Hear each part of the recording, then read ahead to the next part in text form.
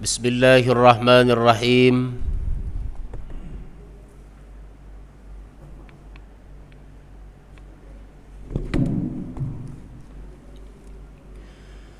Bismillahirrahmanirrahim. Assalamualaikum warahmatullahi wabarakatuh. Innal hamdalillah alladzi nahmaduhu wa nasta'inuhu wa nastaghfiruh wa na'udzu billahi min shururi anfusina wa min sayyiati a'malina. May yahdihillahu fala mudilla lahu wa may yudlilhu fala hadiya lahu. Ashhadu an la ilaha illallah wahdahu la syarika lahu wa ashhadu anna Muhammadan abduhu wa rasuluh la nabiyya ba'dah.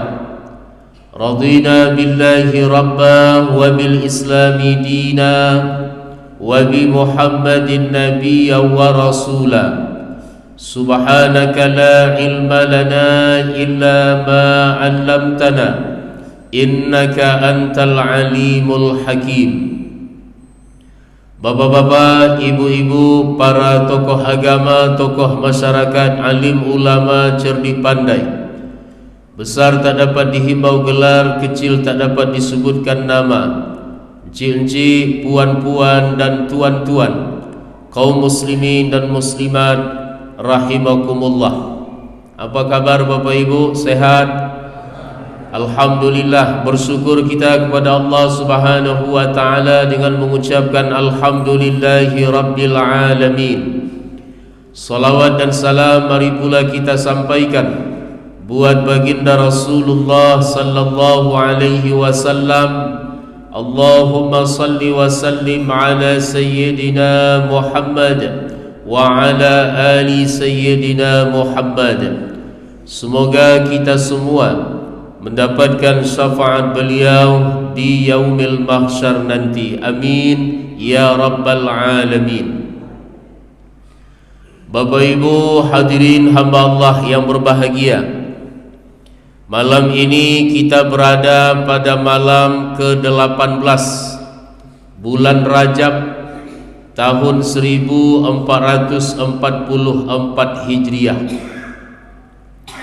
InsyaAllah kajian kita pada malam ini berkisar tentang mulianya bulan Rajab beserta hikmah-hikmah, nilai-nilai, pelajaran-pelajaran yang patut kita ambil dari peristiwa besar yang dulu Allah letakkan di dalam bulan Rajab ini pelaksanaannya. Peristiwa yang amat penting bagi kita umat Islam. Peristiwa di mana kewajiban salat fardu yang 5 difardukan oleh Allah Subhanahu wa taala. Peristiwa itu disebut dengan nama Isra dan Mi'raj Nabi Muhammad sallallahu alaihi wasallam. Bapak Ibu rahimakumullah, masih ada lebih kurang 12 hari ke depan bulan Rajab ini tersisa. Jangan kita abaikan, jangan kita sia-siakan untuk mengambil kemuliaan-kemuliaan yang Allah letakkan di dalam bulan Rajab yang mulia ini. Firman Allah dalam surah At-Taubah ayat 36, sesungguhnya hitungan bulan di sisi Allah ada 12 di dalam kitab Allah saat Allah menciptakan langit dan bumi. Dari 12 itu ada 4 bulan haram. Kenapa Allah menegaskan dalam ayat ini hitungan bulan di sisi Allah ada 12? Karena ternyata anggapan dan keyakinan manusia pada saat itu hitungan bulan dalam setahun hanyalah 10 bulan. Inilah yang dibantah oleh Allah Subhanahu wa taala, Sang Pencipta langit dan bumi, bahwa hitungan bulan di sisi Allah bukanlah 10 melainkan 12. Jadi dari 12 bulan itu Bapak Ibu, ada bulan yang namanya memang sudah itu dari masa Nabi belum diangkat menjadi Rasul. Namun juga ada dan bahkan banyak dari bulan itu yang namanya memang sudah ada dan ada juga yang berganti. Seperti Muharram misalnya. Muharram itu adalah nama bulan yang diganti oleh Allah Subhanahu wa taala dari nama sebelumnya, yaitu Safar Awal. Jadi dulu ada Safar Awal, ada Safar Sani. Setelah Nabi diangkat menjadi Rasul, diganti nama Safar Awal itu dengan Muharram. Nah, kemudian dalam ayat ini Allah tidak merincikan 4 bulan itu apa saja. Inilah contoh dari firman Allah yang bersifat mujmal, global. Apabila ada firman Allah yang bersifat global, maka rinciannya akan ada pada hadis. Maka antara Al-Quran dengan hadis ini adalah dua hal yang tak boleh dipisahkan. Kelompok ingkar sunnah, mereka percaya kepada Al-Quran tapi tak percaya kepada hadis Nabi. Maka pemahaman-pemahaman mereka terhadap ajaran agama ini menjadi salah, menjadi keliru. Ini lucu Bapak Ibu. Al-Quran mereka percaya tapi hadis tidak. Padahal dalam Al-Quran ada firman Allah di mana Allah menjamin, memberikan garansi terhadap apa yang diucapkan oleh Nabi sallallahu alaihi wasallam. Firman Allah, "Wa ma yantiqu 'anil hawa in huwa illa wahyu yuha." Dalam surah An-Najm. Kata Allah, tidaklah yang diucapkan oleh Muhammad itu berdasarkan hawa nafsunya, melainkan apa yang diwahyukan kepadanya. Yang diucapkan oleh Nabi itu juga bersumber dari Allah Subhanahu wa ta'ala. Tapi anehnya ingkar sunnah tak percaya ini. Nah, jadi dalam hadis riwayat Bukhari dan Muslim dari Abu Bakrah, di sini Nabi menyebutkan secara rinci bahwa 4 bulan haram yang disebut oleh Allah Subhanahu wa taala dalam surah At-Taubah ayat 36 itu, 3 letaknya berurutan mutawaliyat. Zulqa'dah bulan ke-11, Zulhijjah bulan ke-12, Muharram bulan pertama. Ini 3 bulan letaknya berurutan. Satu lagi mana? Rajab. Dalam hadis ini Nabi sebutkan nama lengkap Rajab itu adalah Rajab Mudhar, yang terletak antara Jumadil Akhir dan Sya'ban. Kemarin sebelum kita masuk ke bulan Rajab, kita berada pada bulan Jumadil Akhir.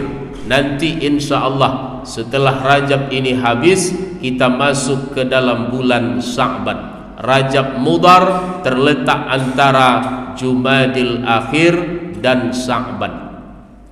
Ketika ditanya, dari 4 bulan haram ini Pak Ustadz, mana yang lebih utama? Ulama berbeda pendapat. Ada yang mengatakan yang utama dari yang 4 itu adalah Rajab karena Isra dan Mi'rajnya. Ada yang berpendapat yang utama dari yang 4 itu adalah Zulhijjah, karena dalam Zulhijjah ini Allah letakkan 2 ibadah besar, yaitu ibadah haji dan ibadah kurban. Ada pula yang berpendapat yang utama dari yang 4 itu adalah Muharram, karena Muharram sebagai pembuka tahun. Bapak Ibu rahimakumullah, ulama menyusun apa yang kita kenal dengan istighfar Rajab. Ini menjadi satu amal yang baik untuk kita perbanyak melakukannya di bulan Rajab ini. Perbanyak istighfar. Istighfar artinya minta ampun kepada Allah Subhanahu wa taala atas dosa-dosa yang pernah kita lakukan. Karena dosa kita di masa lalu itu sifatnya pasti, sementara amal saleh yang kita kerjakan tak ada satu pun yang bisa kita pastikan diterima oleh Allah Subhanahu wa taala.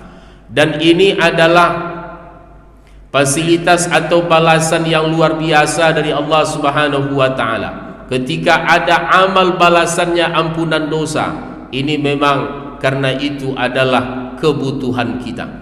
Seandainya Allah tidak memberikan fasilitas ini, sementara amal yang kita kerjakan belumlah pasti diterima, maka pada akhirnya nanti boleh jadi timbangan keburukan kita lebih berat daripada kebaikan. Nauzubillah. Maka kejarlah fadilah-fadilah, bagaimana dosa-dosa yang pernah kita lakukan itu diampuni oleh Allah Subhanahu wa taala. Kemudian membaca doa Allahumma barik lana, tapi sambungannya bukan bima rozaktana, ya, itu doa mau makan. Allahumma barik lana fi Rajab wa Sya'ban wa ballighna Ramadan. Ya Allah, berilah kami keberkahan di bulan Rajab dan Sya'ban, dan sampaikanlah kami hingga bulan Ramadan. Kemudian satu amal juga yang disenangi, yang disukai oleh kelompok salaf, orang-orang soleh sebelum kita, apabila berada di bulan haram, adalah berpuasa sunat. Tidak ditentukan berapa harinya. Ada mereka yang 10 hari, ada yang hanya mengambil Senin dan Kamis. Tapi kalau kita mengambil Senin dan Kamis, niatkan puasanya niat puasa Rajab, maka insya Allah terbawa fadilah Senin Kamisnya. Tapi kalau dia niatkan Senin dan Kamis, tentu tak terbawa puasa Rajabnya. Nah, ini namanya beli satu gratis satu, Bu. Ibu-ibu kalau ada promo ini di swalayan semangat dia, ya kan? Jadi ternyata dalam beramal juga begitu. Sama dengan mengganti puasa di bulan Syawal. Tapi anehnya tak sedikit kita, ya, atau ibu-ibu yang dipastikan ada puasa Ramadannya tinggal, yang masih produktif, itu baru akan mengganti puasa di bulan Rajab atau Sya'ban. Nah, ini sudah sangat terlambat ini. Ada kemuliaan ketika orang yang puasanya tinggal itu dia kerjakan puasa qadha itu di bulan Syawal, ya, mulai dari tanggal 2 Syawal, 1 Syawal Idul Fitri haram berpuasa, ya, mulai dari 2 Syawal dia kerjakan puasa qadha, puasa ganti di situ. Kebetulan puasanya tinggal 6 hari pula. Maka untuk mengganti puasa ini, cara yang pertama, dia pisahkan antara puasa ganti dengan puasa 6. Dia kerjakan dulu puasa ganti 6 hari, baru setelah itu dia sambung dengan puasa Syawal 6 hari. Kalau seandainya puasa Ramadannya tinggal 6 hari, dia tambah dengan puasa Syawal 6 hari, berarti total dia berpuasa 12 hari. Ini yang paling tinggi keutamaannya. Tapi ada cara yang kedua, dia hanya melakukan puasa ganti di bulan Syawal, niatnya niat puasa ganti. Setelah selesai puasa ganti yang kebetulan 6 hari atau lebih, setelah itu dia tak tambah lagi dengan puasa 6, maka dengan dia melakukan puasa ganti di bulan Syawal itu, otomatis dia juga telah dianggap melakukan puasa 6. Ya kan? Silahkan pilih, Bu, yang pertama atau yang kedua. Tapi yakin saya banyak pilih yang kedua. Itu lebih ringan Pak Ustadz, separuh bedanya katanya. Kalau ada yang mudah ngapa yang berat katanya kan? Fadilahnya berbeda. Sama halnya dengan orang atau kita yang mepet waktu menjelang iqamah. Padahal di situ ada anjuran tahiyatul masjid bagi yang baru masuk masjid, ada solat sunat wudu, ada qabliyah misalnya. Sementara waktu tersisa hanya untuk satu solat. Boleh digabung niatnya 3 pula niatnya, tahiyatul masjid iya juga, solat sunat wudu iya juga, qabliyah iya juga. Itu seperti apa masang niatnya? Maka tak boleh.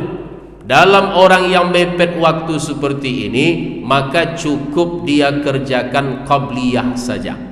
Ya, dengan dia memasang niat qabliyah zuhur misalnya, qabliyah zuhur, ya, lalu dia solat 2 rakaat, maka insya Allah dia juga dianggap telah melakukan solat sunat tahiyatul masjid. Tapi kalau dia niatkan tahiyatul masjid, maka qabliyahnya tidak terbawa. Itu lagi-lagi namanya beli satu dapat satu, ya kan? Tapi ini bagi orang yang memang tidak dia sengaja untuk mepet waktu. Kalau dia intai biar waktu itu mepet pas tiba di masjid, itu nak termasuk itu, ya kan? Ini tanpa dia sengaja. Nah, inilah untuk mengingatkan kita mengenai amalan-amalan yang baik kita lakukan di bulan Rajab yang penuh kemuliaan ini. Banyak riwayat kita temukan Bapak Ibu rahimakumullah bahwa bulan Rajab ini kenapa istimewa? Karena dulu di dalamnya Allah letakkan suatu peristiwa yang begitu penting. Salah satu mukjizat Nabi sallallahu alaihi wasallam yaitunya Isra dan Mi'raj. Ketika kita berada di bulan Isra dan Mi'raj ini, mari kita ingat kembali nilai-nilai apa saja, pelajaran-pelajaran apa saja, hikmah-hikmah apa saja yang harus kita tangkap, yang harus kita ambil dari kisah perjalanan Isra dan Mi'raj yang ditempuh oleh Nabi itu untuk kita terapkan dalam kehidupan kita. Kejadian Isra dan Mi'raj itu sudah berlalu 1400 tahun lebih yang lalu. Tapi alhamdulillah sampai saat ini kita masih meyakini dan termasuk orang-orang yang mengimani itu. Ya, mudah-mudahan tidak hanya sekedar pengakuan di lidah. Maka boleh kita tanya diri kita Bapak Ibu, seandainya kita hidup di masa Nabi saat itu, ya, dan beliau baru saja bercerita bahwa tadi malam katanya beliau berangkat dari Masjidil Haram ke Masjid Al-Aqsa di Palestina, naik ke atas melewati setiap tingkatan langit yang 7 sampai ke tempat yang paling tinggi Sidratul Muntaha. Seandainya kita hidup dan mendengarkan cerita Nabi pada saat itu, kira-kira betul tidak kita termasuk orang yang membenarkan?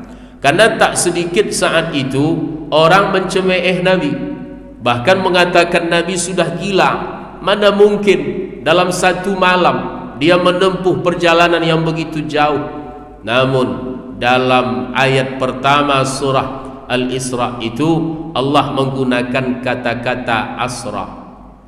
Subhanallazi asra. Asra itu artinya menjalankan. Maha suci Allah yang telah menjalankan hambanya. Berarti Nabi itu melakukan perjalanan atas izin dan kehendak Allah subhanahu wa ta'ala. Apabila Allah berkehendak, innama amruhu iza arada syai'an ayyakula lahu kun fayakun. Kalau Allah sudah mengatakan jadi, maka jadilah dia. Sama halnya ketika api menjadi dingin saat Nabi Ibrahim dibakar oleh Raja Namrud. Ya naru kuni bardan wassalaman ala Ibrahim. Wahai api, jadilah dingin dan selamatkan Ibrahim. Begitu juga perintah Allah kepada Nabi Musa alaihissalam, pukulkan tongkatmu, ya, dan pada akhirnya atas izin Allah tongkat Nabi Musa itu membelah laut. Dikaji, diteliti ayat Al-Quran ini oleh para pakar, dan mereka sampai pada kesimpulan bahwa laut itu ketika terjadi begini-begini memang akan ada masanya dia akan terbuka. Namun itu kejadiannya sangat jarang, ya kan? Itu penelitian secara ilmiah oleh para pakar. Nah, Bapak Ibu yang berbahagia, hikmah-hikmah, pelajaran-pelajaran yang mesti kita ingat kembali dari perjalanan suci Isra dan Mi'raj ini Isra itu perjalanan Nabi di bumi, berangkat dari Masjidil Haram di kota Mekah menuju Masjid Al-Aqsa di Palestina pada malam 27 Rajab. Sebagian besar ulama mengatakan itu terjadi pada malam Jumat. Nama tahunnya pada saat itu Amul Huzni, tahun kesedihan, karena Nabi memang kondisi hatinya dalam sangat bersedih atas wafatnya dua orang yang sangat dicintai, yang sangat berarti bagi Nabi selama ini.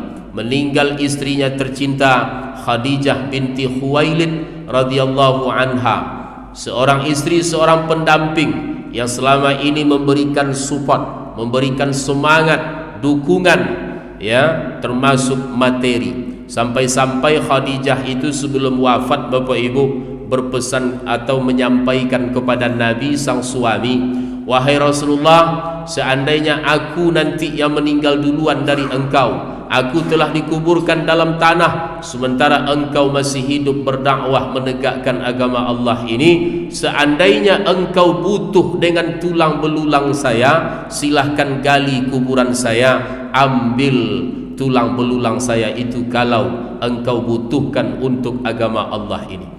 Merasa tak cukup juga, merasa tak puas juga pengorbanan dengan hartanya yang sudah habis untuk agama Allah, sampai-sampai tulangnya pun siap dia korbankan untuk agama Allah. Itu pesan Khadijah. Mungkin berbeda dengan pesan Khadijah zaman sekarang, ya Pak. Khadijah zaman sekarang ya tergantung Khadijahnya.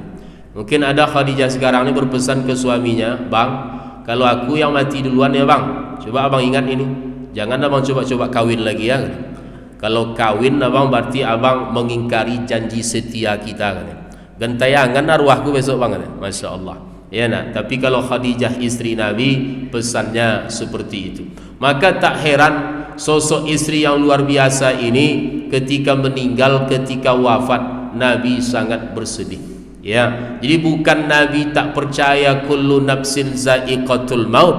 Ya, Nabi yang menerima ayat itu. Namun ini juga menunjukkan kepada kita bahwa pada diri Nabi itu ada dua unsur. Ada unsur kenabian atau kerasulan, ada unsur basyariyah. Nabi itu di satu sisi manusia, sama seperti kita. Di sisi lain beliau Allah berikan wahyu, Allah berikan mukjizat. Yang kita contoh tu yang mana? Dari sisi basyariyahnya. Nah, banyak yang salah menganggap Nabi, beriman kepada Nabi. Terbukti bahwa ketika Nabi itu wafat, Allah abadikan dalam Al-Quran, banyak yang berbalik ke belakang, artinya murtad. Mendengar Muhammad meninggal, oh murtad lagi mereka. Nah, ini adalah anggapan yang salah tentang sosok Nabi Muhammad. Mungkin ada yang menganggap Muhammad ni orang hebat ini, termasuk dia mungkin menganggap Muhammad ni tidak akan mati. Oh rupanya mati, akhirnya berbalik ke agama semula. Nah, ini adalah keyakinan yang salah. Nabi Muhammad itu manusia sama seperti kita di satu sisi, dengan sisi yang lainnya beliau adalah utusan Allah Subhanahu wa taala yang Allah berikan wahyu, yang Allah berikan mukjizat-mukjizat. Karena Isra adalah perjalanan Nabi, yang kedua wafat pamannya Abu Talib, hanya berjarak lebih kurang 2 bulan kata ulama dalam sejarah. Ini alasan kenapa tahun itu disebut dengan tahun kesedihan. Nah, itu kalau tahun kenabiannya ulama menjelaskan terjadi pada tahun ke-11 atau tahun ke-12 kenabian, ya. Jadi juga hitungan tahun pada saat itu tahun kenabian. Setelah 11 atau 12 tahun Nabi diangkat menjadi Rasulullah sallallahu alaihi wasallam. Isra perjalanan di bumi, maka itu kata ulama simbol dari hablum minan nas, ya. Mi'raj itu naiknya Nabi dari Masjid Al-Aqsa ke atas. Itu adalah simbol dari hablum minallah. Yang dilakukan oleh Nabi duluan Isra, baru setelah itu Mi'raj. Maka pelajaran bagi kita, hablum minan nas ini lebih berat dibandingkan hablum minallah. Kalau dosa-dosa kita di masa lalu langsung berhubungan dengan Allah, sesali dosa itu, Ya, benci kita untuk melakukan dosa itu seperti bencinya kita dicampakkan ke dalam neraka. Lakukan taubatan nasuha, maka Allah Maha penerima taubat. Ini khusus untuk dosa hablum minallah. Dimanapun kita bisa beristighfar, dimanapun kita bisa bersujud. Berbeda dengan hablum minan nas, hubungan kita dengan sesama kita, hak orang yang pernah kita ambil, orang yang pernah kita gunjingkan dia, orang yang pernah kita fitnah dia, ya, orang yang kita tak bertegur sapa dengan dia. Ini tak bisa selesai dengan hanya istighfar kepada Allah. Hanya bisa dianggap selesai ketika kita datang kepada yang bersangkutan dan selesaikan. Nah, maka ini juga makna dari Isra dan Mi'raj. Kemudian Bapak Ibu rahimakumullah, Nabi, ketika kita membicarakan Isra dan Mi'raj ini, mestinya keimanan kita bertambah kepada Allah. Karena dalam ayat pertama surah Al-Isra itu juga Allah sebutkan linuriyahu min ayatina, untuk kami perlihatkan kepada Muhammad itu sebagian dari tanda-tanda kekuasaan kami. Banyak peristiwa-peristiwa yang diperlihatkan oleh Nabi dalam perjalanan itu, termasuk Nabi dibawa ke surga, ke neraka, ya, dan ada orang yang memanggil-manggil Nabi tapi Nabi tak menghiraukan. Semua apa yang dialami oleh Nabi dalam perjalanan itu dalam rangka linuriyahu min ayatina, untuk kami perlihatkan kepada Muhammad itu sebagian dari tanda-tanda kekuasaan kami, kata Allah. Allah memperlihatkan kepada Nabi, Nabi menceritakan kepada umatnya, kepada sahabatnya, cerita sahabat itu sampai ke kita. Maka ketika kita mendengar perjalanan Isra dan Mi'raj yang luar biasa, mestinya iman kita bertambah kepada Allah Subhanahu wa taala, betapa Allah Maha Kuasa, betapa Allah Maha berkehendak, dan Allah pemilik segala-galanya. Selanjutnya, tujuan penting dari Isra dan Mi'raj itu kita tahu bahwa Allah memfardukan solat. Ya, memfardukan solat, di mana solat ini adalah tiang agama bagi kita umat Islam, umat Nabi Muhammad sallallahu alaihi wasallam. As-salatu imaduddin, faman aqamaha faqad aqamad-din, wa man tarakaha faqad hadamad-din. Solat adalah tiang agama. Siapa yang mendirikan solat berarti dia menegakkan agama. Siapa yang meninggalkan solat berarti dia meruntuhkan agama. Jadi yang harus kita lakukan terlebih dahulu, Bapak Ibu, bagaimana agama ini tegak pada diri kita. Dan kapan agama ini dianggap tegak pada diri kita? Apabila solat telah kita laksanakan. Anehnya sebagian orang, dia kerjakan ajaran Islam yang lain selain solat, tapi solat dia akui belum lagi untuk solat nih Pak Ustaz, ya. Tapi kalau beramal dengan harta, saya ikut, ya, memuliakan orang tua nomor satu dalam hidup saya Pak Ustaz, ya. Tapi untuk solat dia mengakui belum, ya. Apalagi ya ada yang lagaknya bangga dia dengan amalnya yang lain selain solat itu. Bukankah penentu segala amal itu adalah solat? Bukankah amal yang pertama nanti ditanya ke masing-masing kita adalah solat? Kalau solatnya baik hamba ini, barulah ditanya amalan-amalan yang lain. Kalau solatnya bermasalah, sehebat apapun amal yang lain tidak akan pernah bisa menggantikan solat. Ini juga yang harus kita berikan pemahaman kepada anak-anak kita. Tahfiz, menjadikan anak kita hafiz-hafizah, bagus. Tapi jangan sampai kita mengalahkan pentingnya solat. Ya, solat tiang agama. Ya. Dan kita tahu solat ini pertama kali Allah fardukan 50 waktu sehari semalam, ya, akhirnya menjadi 5. Nah, ini pelajaran bagi kita bahwa ternyata Bapak Ibu, kewajiban agama yang kita ketahui sampai saat ini itu adalah kewajiban-kewajiban yang dalam pandangan Nabi ringan. Maka jangan kita ringan-ringankan juga lagi. Salat awalnya 50 waktu, kalau sempat berlaku 50 waktu ni Bapak Ibu, lebih kurang setiap 20 menit awak solat. Bayangkan ini. Akhirnya dikurang menjadi 5. Dan banyak contoh-contoh yang lain, termasuk solat tarawih. Solat tarawih di malam Ramadan itu hampir menjadi wajib. Dalam sebuah hadis diceritakan, pada malam Ramadan Nabi keluar rumah pergi ke masjid. Sampai di masjid Nabi solat. Nampak oleh sahabat, sahabat pun mengikuti apa yang dilakukan oleh Nabi. Karena apapun dilakukan oleh Nabi, apapun amal yang dibuat Nabi, itu sahabat mencontoh, itu sahabat mengikut. Ya, sama-sama solat, sama-sama di masjid, tapi tidak berjamaah. Itulah dia qiyamul Ramadan. Itulah dia solat tarawih di zaman Nabi. Malam kedua Nabi juga keluar rumah pergi ke masjid. Sampai di masjid Nabi solat, sahabat semakin ramai mengikut. Pada malam ketiga Bapak Ibu, sahabat sudah ramai berkumpul, berharap Nabi akan datang seperti malam-malam sebelumnya, tapi Nabi tak datang. Nabi tak datang. Lalu di waktu subuh barulah Nabi sampaikan, saya tahu kalian tadi malam ramai berkumpul di masjid, berharap saya akan datang seperti malam-malam sebelumnya. Sebenarnya kata Rasulullah, tak ada halangan saya untuk menemui kalian tadi malam. Tak ada halangan saya untuk ke masjid tadi malam. Tapi saya khawatir itu akan menjadi wajib bagi kalian. Jadi seandainya rutin dilakukan oleh Nabi, jangan-jangan nanti Allah fardukan, Allah jadikan wajib solat tarawih ini. Itu yang dikhawatirkan oleh Nabi. Sehingga solat tarawih ini tidak menjadi wajib melainkan sunat. Ya. Contoh lain bersiwak sebelum solat.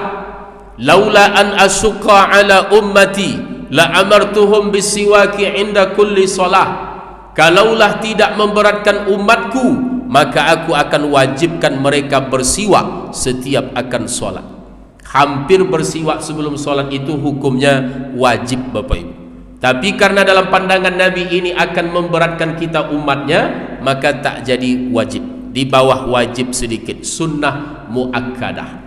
Nah, maka artinya jangan lagi kewajiban-kewajiban yang tersisa ini kita ringan-ringankan lagi. Poin pentingnya tentang solat ini Bapak Ibu, mari kita bertekad untuk selalu memperbaiki solat kita. Pasti ada hal yang harus kita perbaiki dari solat kita, tergantung bagaimana solat kita saat ini, dan kitalah yang paling tahu. Kalau selama ini kita sudah solat tapi belum ada ketenangan dalam solat, padahal Allah perintahkan wastabir alaiha, dan sabarlah kamu atas solat itu. Apa maksud sabar atas solat ini? Termasuklah solat dengan penuh ketenangan. Kata Nabi, "Iza ataitumus shalah fa'alaikum bis sakinah." Apabila kalian mendatangi solat, wajib dengan tenang. Walaupun di masjid kita dengar sudah iqamah atau imam sudah memulai solat, tak boleh tergesa-gesa. Jangan ditambah gas motor, tetap tenang. Tapi tak pula bersantai-santai. Nampak tukang buah makan buah pula dulu. Ya nah, itu salah paham itu. Ya nah, artinya tetap dengan tenang agar solat tetap dikerjakan dengan khusyuk. Ya. Kita yang selama ini sudah solat tapi masih lalai waktu, tingkatkan solat di awal waktu. Solat apa yang paling amal apa yang paling utama ya Rasulullah? Solat di awal waktu. Kita yang selama ini sudah solat tapi masih sering sendiri dibandingkan berjamaah, mari bertekad kita untuk solat berjamaah 5 waktu. InsyaAllah ketika amal yang paling utama ini kita muliakan, selamat kita, dan insyaallah amalan-amalan yang lain juga akan ikut diperhitungkan nanti insyaallah. Muliakan solat, utamakan solat selaku tiang agama. Terima kasih. Mohon maaf. Billahi taufik wal hidayah. Wassalamualaikum warahmatullahi wabarakatuh.